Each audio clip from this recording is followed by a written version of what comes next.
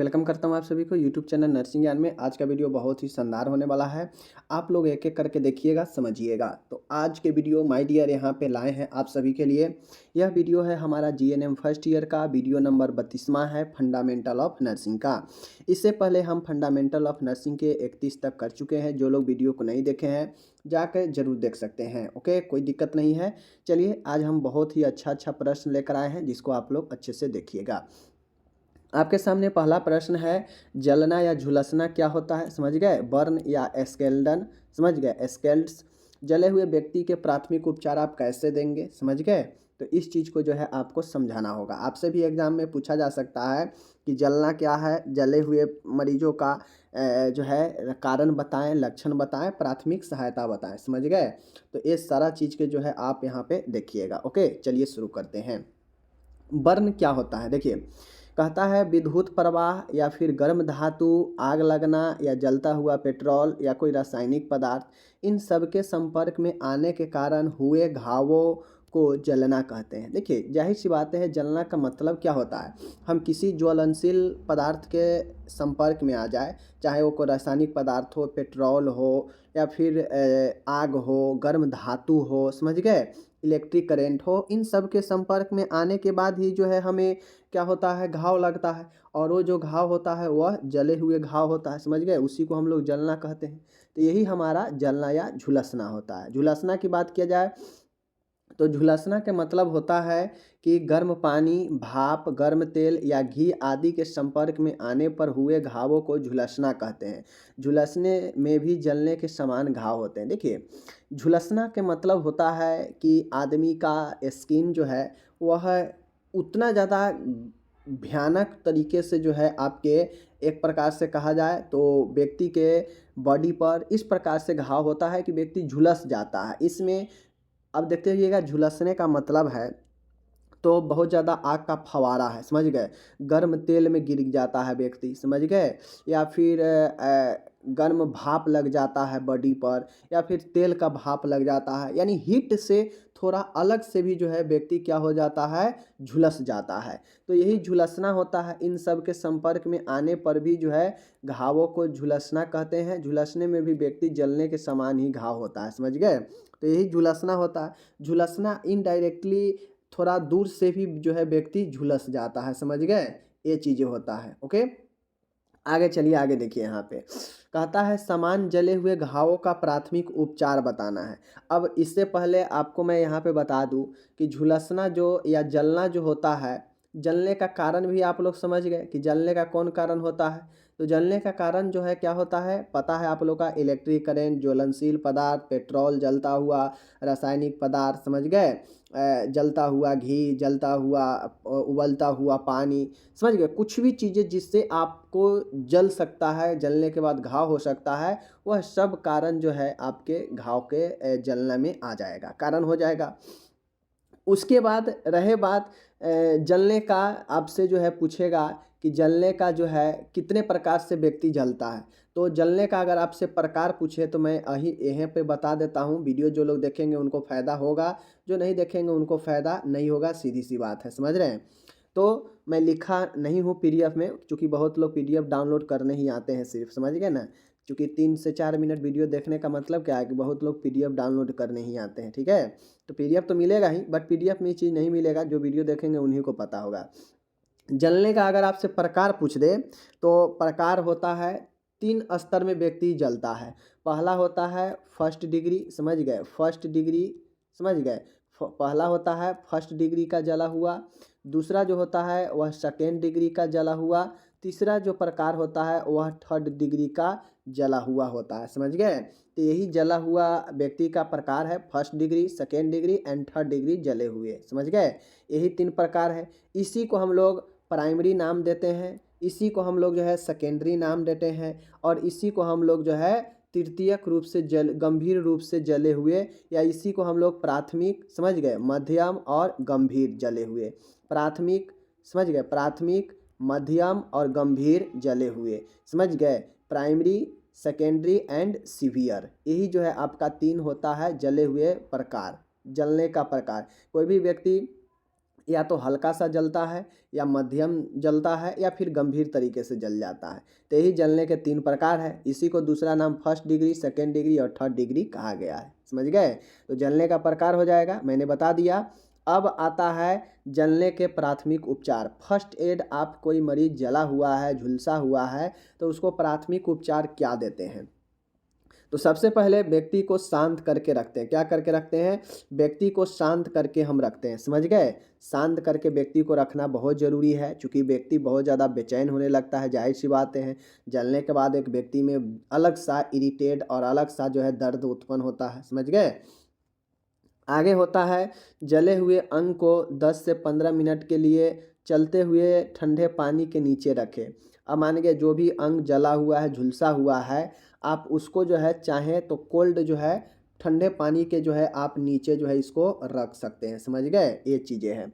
आगे है, यदि घायल यानी जला हुआ मरीज अगर कोई अंगूठी, चूड़ी, घड़ी, जूता, कपड़ा पहन रखा हो तो उसे ध्यानपूर्वक उतार दे। देखिए, अगर जले हुए मरीज अगर कोई बाहरी चीज़, फालतू के चीज़ जैसे अंगूठा, घड़ी, ये सब अगर पहन रखा हो, जूता, कपड़ा, तो इनको निकलवाने की कोशिश करनी चाहिए। अगर ये चीज़ ध्यान रखें, अगर जले हुए भाग पर अगर पहना हुआ है और वह भी कपड़ा, जूता या घड़ी भी जल चुका है, तो फिर निकालने का प्रयास नहीं करेंगे। क्यों? क्योंकि उससे जो है स्किन भी जो है आपके निकलने का चांसेज बना रहता है। तो जो जल चुका है उसको नहीं निकालेंगे। जो बचा हुआ एरिया है वहाँ पे अगर अंगूठा, घड़ी, जूता ये सब अगर पहन रखा है तब निकाल देंगे। अगर जले हुए भाग पर ये सब लगा हुआ है तो उसको अभी लगे रहने देंगे। अगर हम निकालने का प्रयास करेंगे तो वह अपने साथ स्किन को भी ले आएगा बाहर। समझ गए? चौथा है, किसी भी छाले या फफोले को न फोड़े। अब अक्सर होता यह है कि जलने झुलसने के बाद जो है फफोले पड़ जाते हैं, छाले पड़ जाते हैं, तो उसको जो है फोड़ने का या कि कोई भी टोकने का प्रयास नहीं करेंगे। समझ गए? तो ये चीज़ें जो है होता है। आगे है, पाँचवा है आपके सामने यहाँ पे देखिएगा।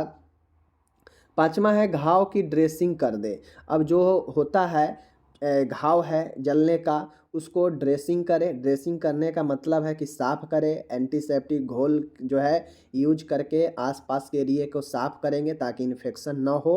साथ में इसके लिए क्रीम आता है, समझ गए ना, लोशन आता है, वह लोशन या जो मरहम होता है उसको लगा देंगे ताकि ठंडक वगैरह जो है मिलेगा। समझ गए?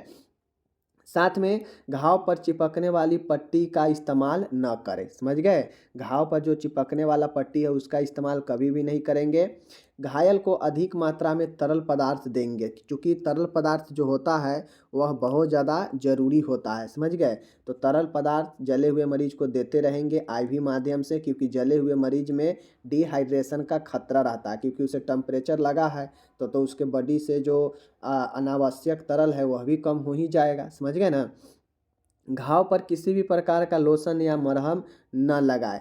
अब होता यह है कि जो घाव है वहाँ पे क्या होगा कि घाव या जो मरहम होता है वो तो लगाते ही हैं, तो ये जो है न के वाला काट दीजिएगा। ठीक है? ये लगाते हैं लोशन। देखिए, लोशन दूसरे कोई चीज़ का नहीं लगाएंगे। समझ गए?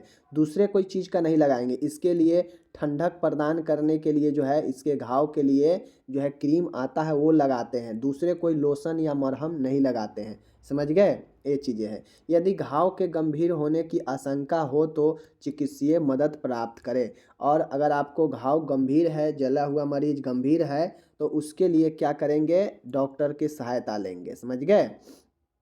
अब यहाँ पे वो तो गंभीर हल्का फल्का जले हुए मरीज के लिए हम लोग देख रहे थे। अब हम लोग यहाँ पे देखेंगे गंभीर जले हुए मरीज के लिए देखभाल। समझ गए? गंभीर जले हुए मरीज के लिए देखभाल देने का मतलब क्या है? वो तो हल्के फल्के मरीज का है ना। अब अगर गंभीर जला होगा तो घायल को दिलासा व सहारा देंगे। घायल ने अगर अंगूठी, घड़ी, चूड़ी, जूते पहन रखे हो तो ध्यानपूर्वक निकाल दे। वही बातें हैं, वह भी सब यहाँ भी करेंगे। समझ गए? जला हुआ भाग अगर गर्म है और दर्द हो तो उस पर ठंडा पानी डालें जब तक कि दर्द से राहत न हो मरीज को। समझ गए? मतलब देखिए, फर्स्ट एड में क्या होता है, मरीज को हम नॉर्मल करते हैं। समझ गए? कोशिश करते हैं कि मरीज ज़्यादा से ज़्यादा जो है कंफर्ट पोजीशन में आए। समझ गए? यही प्राथमिक सहायता न होता है। तो इस प्राथमिक सहायता का मतलब ही होता है कि इस चीज़ को हम ध्यान में रखेंगे कि कैसे मरीज को नॉर्मल लाया जा सके और चिकित्सीय डॉक्टर तक जो है हम उसे पहुंचा सके, समझ गए। तो इसके लिए दर्द हो तो दर्द के लिए क्या करेंगे, ठंडे पानी से जो है उसे रखेंगे ताकि मरीज को जो है नॉर्मल हो सके, समझ गए। जले हुए भाग पर अगर कपड़े हो तो उसे उतारने की कोशिश नहीं करें, उससे त्वचा भी हट सकती है, समझ गए। वही चीज़ें हैं। आगे है, जले हुए भाग पर कुछ न रखें, जहाँ जला हुआ है वहाँ पे अदर कोई चीज़ नहीं रखें, समझ गए। जले हुए भाग की विसंक्रमित ड्रेसिंग से पट्टी करना चाहिए। जो जला हुआ भाग है उससे एसेप्टिक जो ड्रेसिंग होता है, विसंक्रमित ड्रेसिंग, उससे पट्टी करेंगे। आघात का उपचार करें, समझ गए। अब ऐसे में मरीज को जो है शॉक लग सकता है, हाइपोवॉल्मिक शॉक लग सकता है तरल कमी होने से, तो उसका उपचार करेंगे।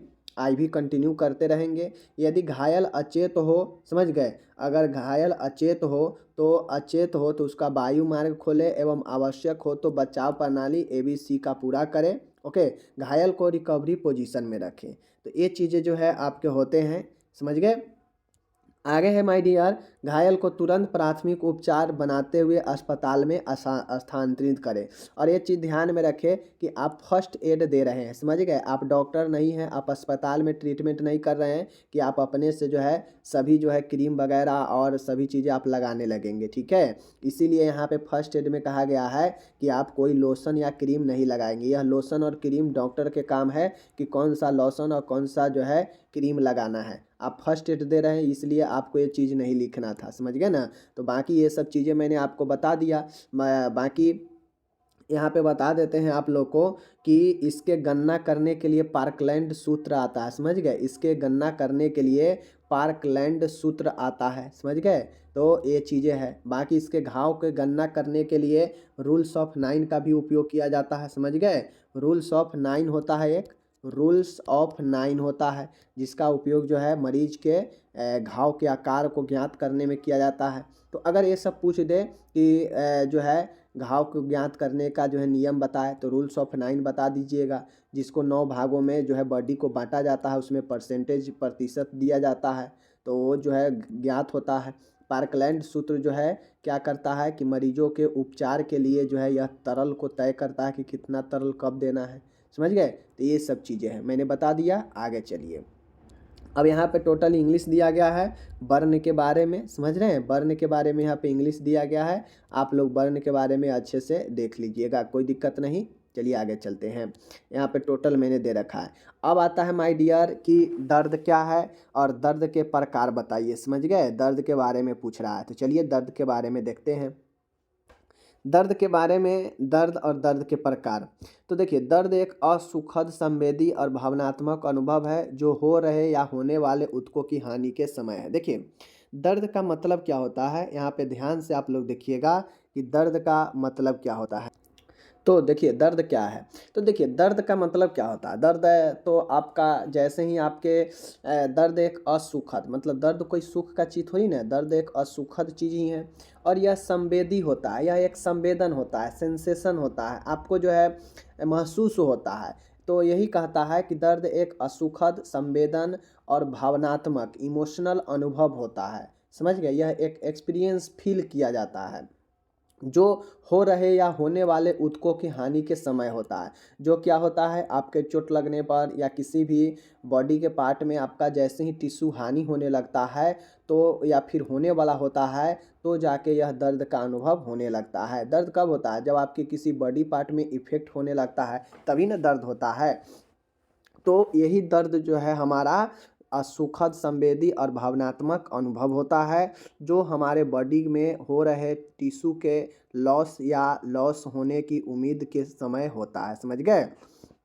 दर्द एक दुखद परिस्थिति है, सीधा समझिए, दर्द एक आपका दुखद परिस्थिति है जिसमें शरीर में चोट लगने या अन्य किसी बीमारी या आदि से दर्द का अनुभव होता है। दर्द कब होता है, तो हम लोग समझे हैं कि दर्द एक संवेदी अनुभव होता है जो शरीर में चोट लगने या अन्य बीमारियों आदि से होता है। जैसे पेट में दर्द करना, तो पेट में दर्द कब करता है, जब आपके गैस बनता है या पेट में कोई और प्रॉब्लम होता है तभी पेट में दर्द शुरू होता है, आपको महसूस होता है कि हाँ हमें पेट में दर्द हो रहा है। तो चोट लगना या अन्य किसी बीमारी आदि के दर्द का अनुभव होता है, जिसमें व्यक्ति शारीरिक एवं मानसिक रूप से प्रभावित होता है। अब जाहिर सी बातें हैं कि जब दर्द होगा तो मानसिक तौर पे व्यक्ति प्रभावित होता ही है, शारीरिक रूप से भी प्रभावित होता है। समझ गए? दर्द आंतरिक कारणों से भी हो सकता है। दर्द जो है कुछ इंटरनल प्रॉब्लम के कारण भी हो सकता है, चोट लगने के कारण भी हो सकता है, बीमारी के कारण भी हो सकता है। बहुत सारे कारण से दर्द होते हैं, जो कि दर्द एक असुखद होता है, संवेदन होता है बॉडी में, और यह एक इमोशनल फील होता है, भावनात्मक अनुभव होता है। समझ गए?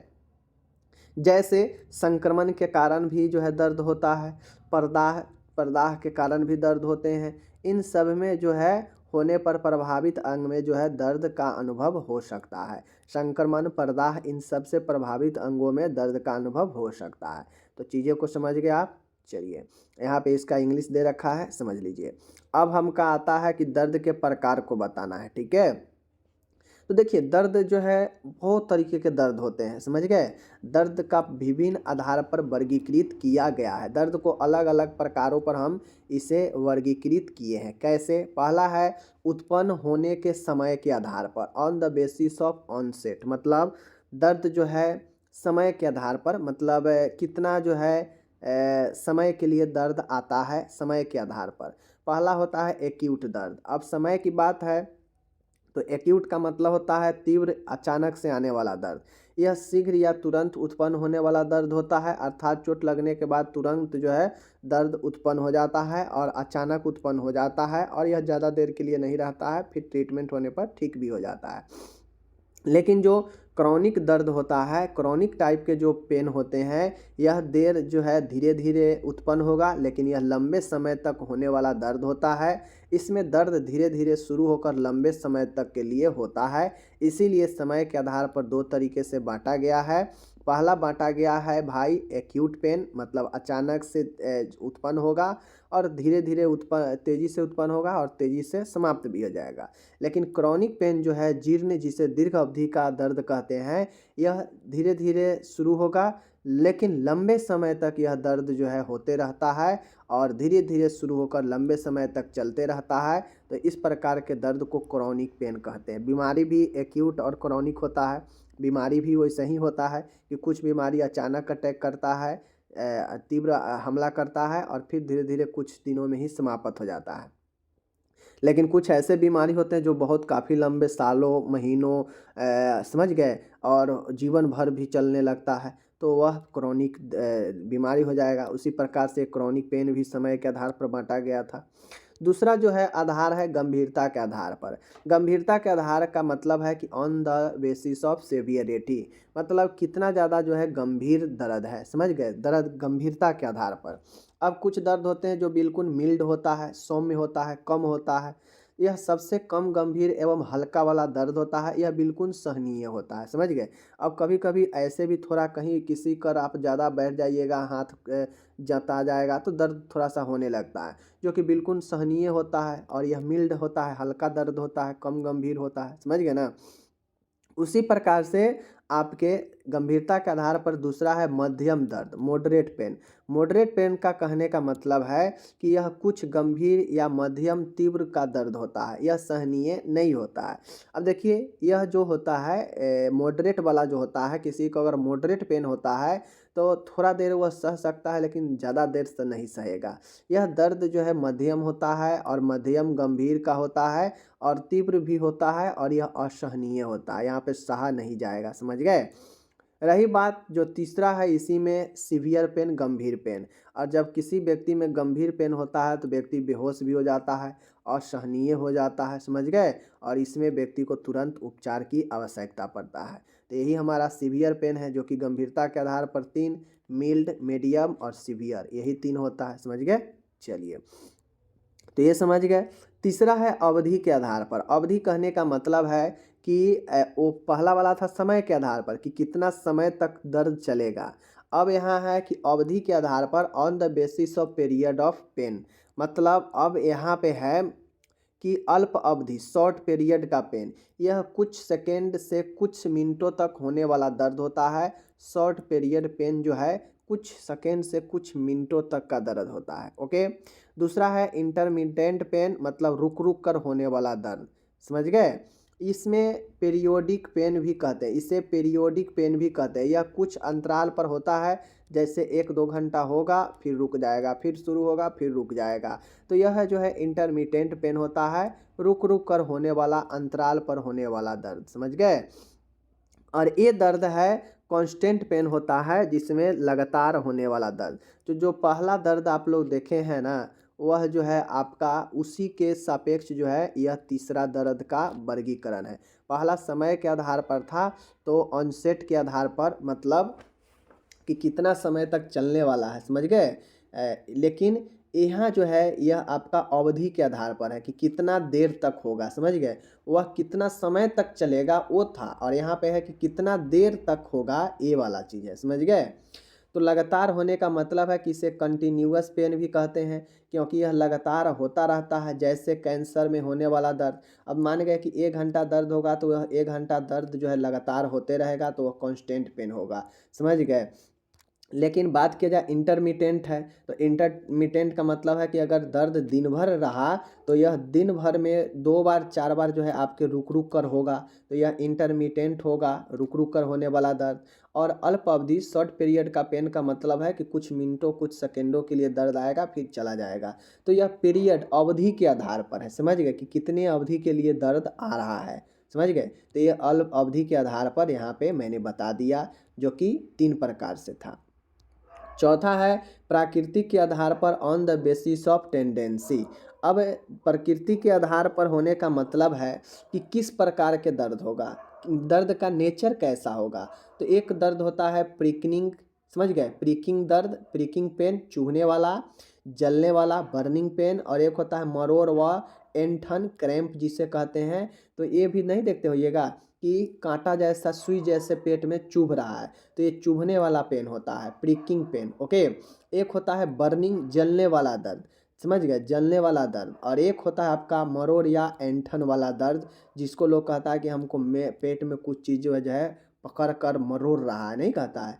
तो ये प्रकृति के आधार पर 3 प्रकार से, चुभने वाला, जलने वाला, मरोड़ या एंठन वाला। तो यह तो है टेंडेंसी, मतलब किस प्रकार का दर्द है, यह प्रकृति बता रहा है। 5वां है माय डियर, दर्द होने के स्थल के आधार पर, on the basis of site, समझ गए। On the basis of site का मतलब है कि किस किस जगह पर किस प्रकार के दर्द होता है। सर में दर्द होता है उसे हेडेक कहते हैं, कान में दर्द होता है ओटेलॉजी या ईयर पेन, आँख में दर्द होता है बगल में फ्लैंक पेन, समझ गए, जोड़ों में दर्द ज्वाइंट पेन, कमर दर्द लंबर पेन, पेट में दर्द एब्डोमिनल पेन। तो यह सब जो है स्थल के आधार पर है, समझ गए। ये सब जो है आपके on the basis of site, मतलब जगह के आधार पर है, स्थल के आधार पर कि कहाँ कहाँ दर्द होगा। तो यह सब दर्द जो है अपने जगह पर होता है, जहाँ जहाँ का नाम दिया गया है। तो कुल मैंने आपको 5 प्रकार से वर्गीकरण बता दिया दर्द का। कौन कौन? पहला मैंने बताया समय, ऑनसेट के आधार पर, समय के आधार पर, एक्यूट और क्रॉनिक, समझ गए। दूसरा ये चीज़ हो गया। मैंने जो आपको बताया, आगे मैंने बताया, वह मैंने बताया, एक मैंने क्या बताया कि गंभीरता के आधार पर, गंभीरता के आधार पर एक है आपका मिल्ड, एक है आपका मीडियम और एक है आपका सीवियर। तो यह गंभीरता के आधार पर। उसके बाद मैंने बताया आपको पीरियड के आधार पर, कि पीरियड के आधार पर मतलब अवधि के आधार पर, मतलब कितना देर चलने वाला। तो कुछ था अल्प अवधि का, समझ गए, अल्प अवधि का। एक था अल्प अवधि का मैंने बताया, जिसमें कुछ मिनट से कुछ सेकंड तक दर्द चलेगा। दूसरा मैंने बताया रुक रुक कर अंतराल में होने वाला, इंटरमिटेंट वाला। और तीसरा मैंने बताया लगातार होने वाला, कांस्टेंट पेन, समझ गए। उसी प्रकार से मैंने आपको चौथा बताया कि ऑन जो है साइट के आधार पर, मतलब किस किस जगह पे होगा। तो जगह वाला यहाँ पे आपके सामने में है। और एक था हमारा टेंडेंसी, दर्द के प्रकृति के आधार पर, चुभने वाला दर्द, जलने वाला दर्द, मरोड़ व एंठन वाला दर्द। तो यह जो है 5 प्रकृति के आधार पर मैंने आपको बता दिया, आप आराम से लिख दीजिएगा। अब चलते हैं हम लोग, दर्द के मरीजों का नर्सिंग प्रबंध आपसे पूछा जा सकता है, अलग से 5 नंबर में भी पूछा जा सकता है। अगर दोनों क्वेश्चन इंक्लूड करके पूछेगा तो 10 नंबर में पूछेगा, ओके। तो चलिए आपको बताते हैं। अब एक मरीज दर्द से कराह रहा है, दर्द का मरीज है, किसी भी प्रकार के दर्द, उसका प्रबंध कैसे किया जाएगा, चलिए बताते हैं। दर्द में मरीज की देखभाल, नर्सिंग केयर, समझ रहे हैं। देखिए, मरीज को आरामदायक स्थिति प्रदान करें। सबसे पहले मरीज को आरामदायक पोजीशन, आरामदायक स्थिति प्रदान करनी चाहिए। ओके। मरीज को सिलवट रहित एवं साफ सुथरा बिस्तर प्रदान करें। समझ गए। आगे है, मरीज को दर्द से ध्यान बांटने के लिए डाइवर्जन थेरेपी प्रदान करें, जैसे संगीत सुनाना, योगा कराना, खेल खिलाना, टीवी देखना, ये सब से ध्यान भटाएंगे। समझ गए। मरीज के दर्द वाले भाग पर आवश्यकता अनुसार हॉट और कोल्ड एप्लीकेशन करें। समझ गए, क्योंकि इस सब से भी जो है दर्द कमता है। ओके। चिकित्सक आदेशानुसार मरीज को दर्द निवारक दवाइयाँ, एनाल्जेसिक ड्रग देते हैं, जैसे ट्रामाडोल होता है, डाइक्लोफेनिक होता है। समझ गए। तो ये सब दर्द के निवारक दवाई हैं। दर्द निवारक दवा दर्द के गंभीरता, प्रकृति एवं अवधि के आधार पर दी जानी चाहिए। अब ये जो दर्द निवारक दवा होता है, अलग अलग दवा होता है।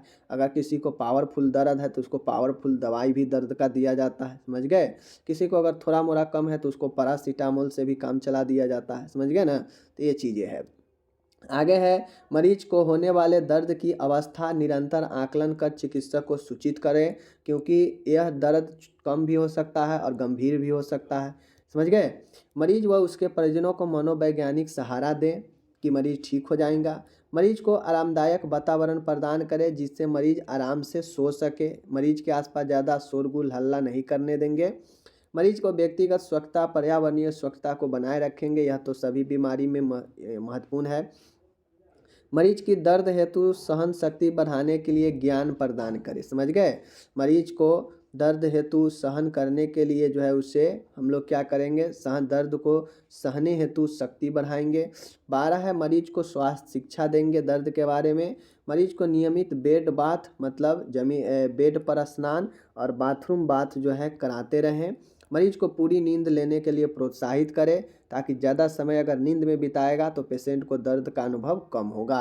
सही समय पर भोजन प्रदान करें। मरीज को चिंता दूर करें जिससे उसे मानसिक रूप से शांति मिले। ठीक है। और यह सब जो है कुछ देखभाल है, नर्सिंग केयर था, जो कि मैंने आपको 16 पॉइंट में बताया। अगर इन 16 पॉइंट के अलावा और भी कुछ सोचते हैं एक दर्द वाले पेशेंट के देख रेख के लिए, तो आप बिल्कुल स्वतंत्र है, लिख सकते हैं। ओके। तो मैंने यहाँ पे आपको 2 क्वेश्चन आज कराया। एक हो गया जलना के बारे में मैंने बताया, और एक आपको जो है मैंने पढ़ाया यहाँ पे दर्द के बारे में और दर्द का प्रबंध। तो इस प्रकार से जो है आपका प्रश्न यहाँ पे होता है समाप्त फंडामेंटल का। हम लोग जो है आपको आगे यहाँ पे टोटल 16 पॉइंट का इंग्लिश दे रखे हैं। अब यहाँ पे हम मिलेंगे आपसे अगले वीडियो में। आप अपना ख्याल रखिएगा। PDF डिस्क्रिप्शन में मिल जाएगा। धन्यवाद।